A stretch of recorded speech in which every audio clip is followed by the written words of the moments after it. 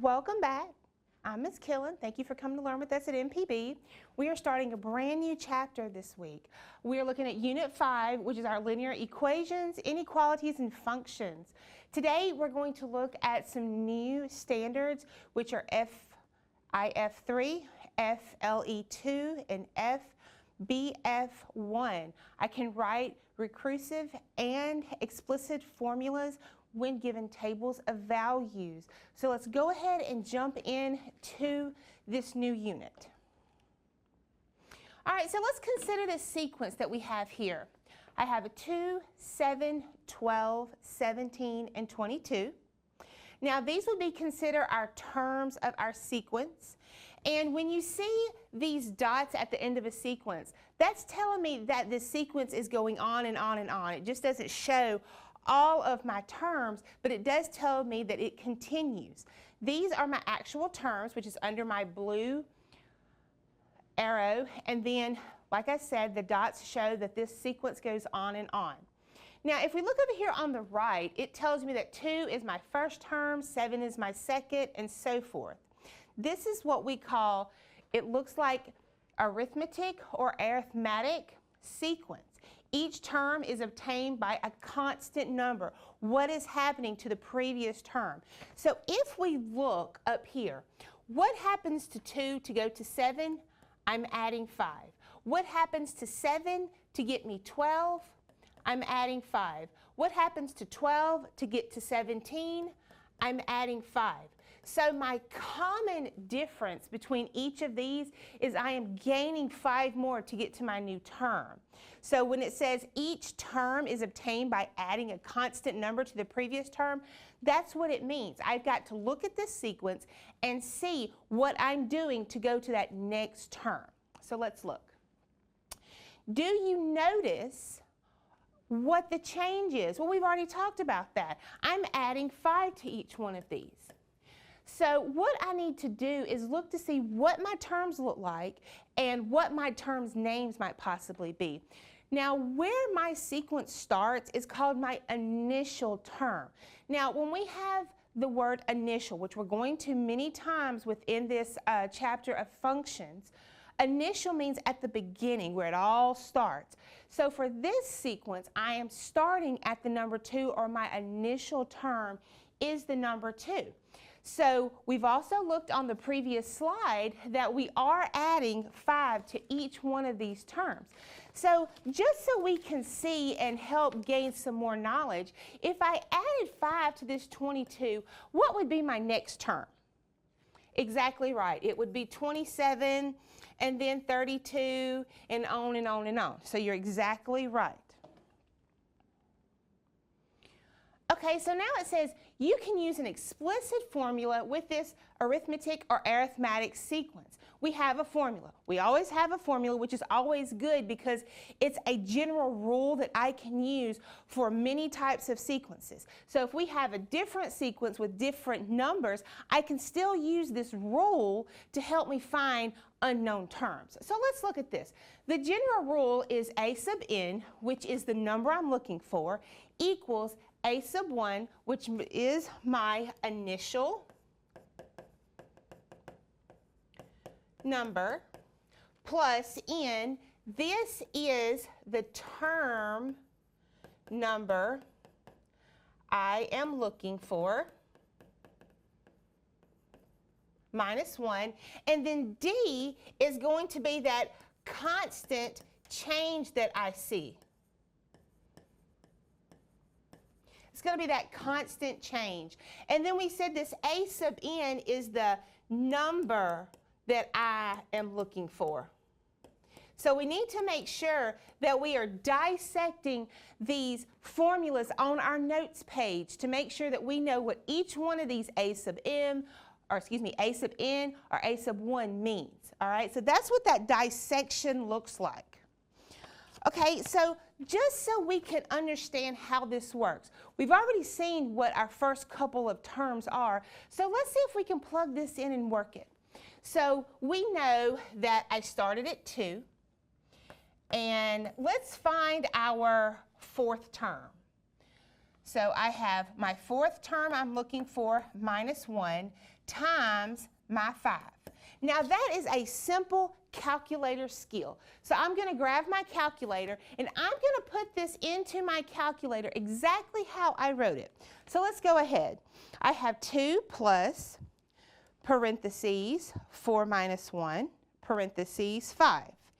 And so I know that my fourth term equaled that 17.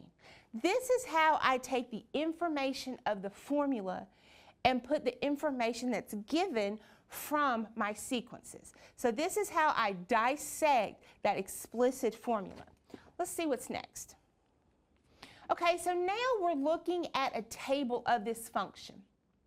It shows me my first term, what that sequent term would look like, what the term number itself is, and then I have that function notation that we just talked about, a sub 1 plus n minus 1 times my common difference. So what I want to do is just look at a couple of these, and then we're going to look for some unknown terms. So we have our a sub 1 plus n minus 1 times my common difference.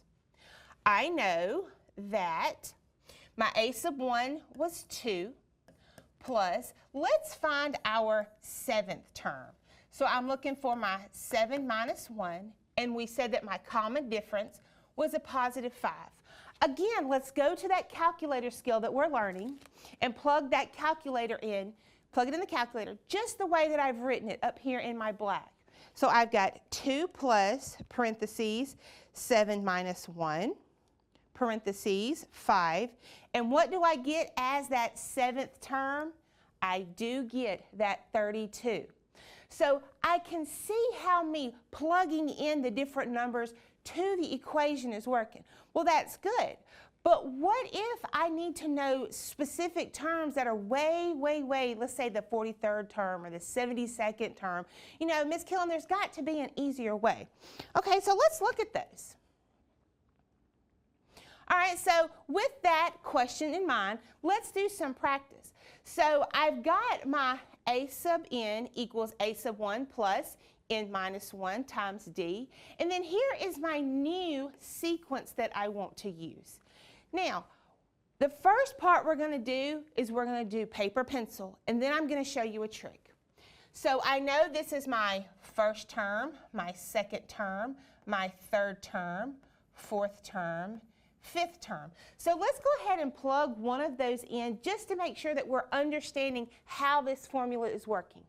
So I'm going to start with my 9 plus, let's find that fourth term. But before I can find that fourth term, I need to say, what is my common difference in this sequence? So let's look. I go from 9 to 3. I go from 3 to negative 3. From negative 3 to negative 9. From negative 9 to negative 15. Do I see a common difference between each one of those numbers? You're exactly right. I'm subtracting 6 each time to get my number. So then my common difference would be a negative 6. Ms. Killen, why did you put that negative 6 in parentheses? Because when I plug it in my calculator, if I didn't put the negative 6 in parentheses, sometimes our calculators might think, oh, well, she meant subtraction of 6. But I'm wanting to have that negative 6 in that parentheses. So let's go ahead and plug this in my calculator and see what we've got. So I have 9 plus parentheses 4 minus 1, open parentheses, negative 6. And what do I get as that fourth term? 1, 2, 3, 4. I get my negative 9. So right there, it's shown me that I can take the numbers and plug it into that formula. Now, Ms. Killen, what if I've got really big numbers? That's a good question. There has to be a way that I can maybe find the 27th term here or maybe the 52nd term here. We're going to use our calculator. These calculators will do every part of the math that we have to learn here in Algebra 1. So I'm going to show you how this works. What I want you to do is pull up your calculator.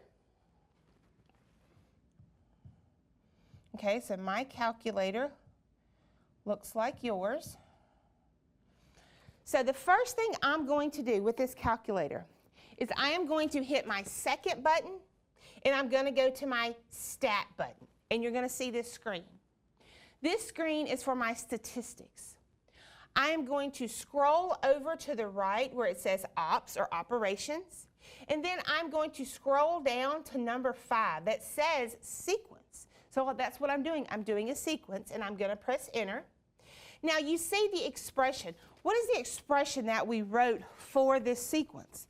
It was 9 plus parentheses x, whatever term we're looking for, minus 1, close parentheses, and then we're multiplying it by a negative 6. Now, stop right there. Make sure you put the negative number in and not a subtraction sign. The negative is right below the 3. That's what we have to use in these calculators when we are talking about negative numbers. Now, I'm going to scroll on down. What variable am I using? Well, I'm using x. And I want to start, where it says start, at my first term. I want to end, let's just do the first 5, at my 5th term.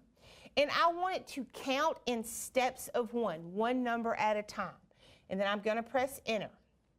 It shows me my sequence, the example of my equation that I'm using. It tells me my variable, what term I'm starting with, what term I'm ending with, and how my steps are coming. So I'm going to press enter again.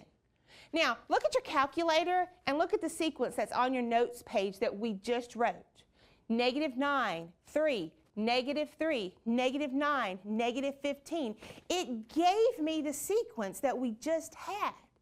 It's that exact sequence. Now, Ms. Killen, what if I need something besides the first 5? Let's say I need to know my 7th term through my 11th term. That's a very good question. Let's go back to that. Let's do stat, second stat. Let's go back over to ops and down to number 5. Now we're still using the same expression. We're still using x as our variable, but I want to start with my 7th term and end with my 11th term. I am still using that 1 step, 1 number at a time. So I'm going to press enter, enter. There's all the information that I gave the calculator. And there we go. 27th is my 7th term. -33 is my 8th term. -39 is my 9th term. -45 is my 10th term. And -51 is my 11th term. So I have got all of this at my fingertips with my calculator. So if I'm having a hard time plugging those numbers into the right spot on that formula, program your calculator and let your calculator do it. It's there. Let's use it. Okay, so let's go back to our, let's go back here. Now, so we've seen how we use the calculator. Ms. Killen, I'm not comfortable with the calculator yet. I'm getting there, but I'm not comfortable just yet. So what about if we go to Desmos? Could Desmos maybe help us with this? Let's see.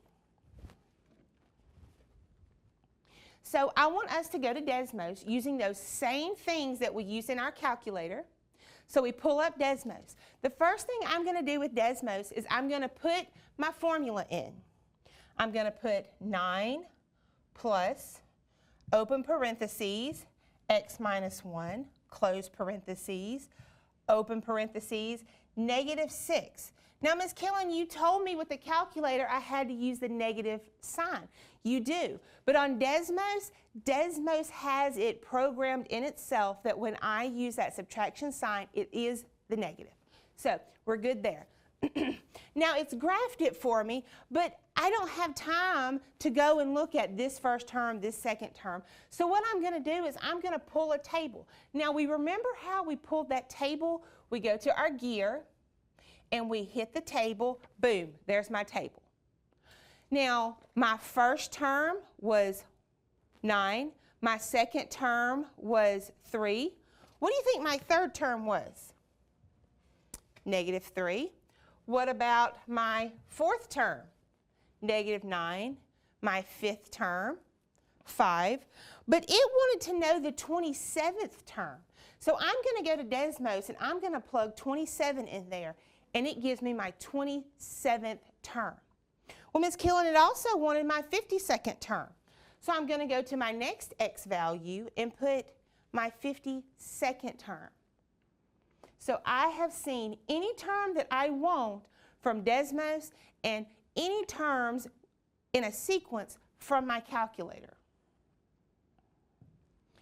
So let's think. We've used our calculator to pull these informations of these sequences. We have pulled Desmos to show these sequences. So let's see if we can do some problems now. Let's try this one. We're going to try one more together. We have the sequence -2, 2, 6, and 10. So the first thing I need to do is find what that common difference is. So what is that common difference? Yes, it is. I am adding 4 each time I go to my next term. So let's go ahead and write that explicit formula in our notes. So whatever number comes, I have my a sub n, which is my original term, plus the term I'm looking for, minus 1, times my common difference, which is a positive 4. So there is my explicit formula. Now I want to find my 27th, my 32nd, and my 43rd term. Let's use Desmos. A lot of us are comfortable with Desmos, so let's just go ahead and use the Desmos calculator. So let's put that formula that we just wrote. So I've got -2 plus parentheses x minus 1 parentheses times that positive 4, and there it is. So then I want to pull my table, and there's my table. Now, we wanted to know the 27th term. So let's go to this box down here and type in 27. The next one we wanted to find was my 32nd. And the last one was my 43rd term. So I have answered all those questions in like 2 seconds. So no longer do you need to struggle because we have these tools that we can put in our toolbox to pull out when we have these specific questions. Okay, so let's go back and see what else we're learning. All right, so now it's time for you to show me your mastering. So first of all, I want us to make sure that we've got a game plan. We're going to read through what we've got. We're going to list all the information that we can get from the passage or the problem. We're going to understand what exactly I'm having to answer, and then I'm always going to check my work. I can always go back and see, does this make sense? Does this make sense? All right, pause the video right now while you and your table partners read and work through. And when you're ready, come back to me, and we're going to see what we got.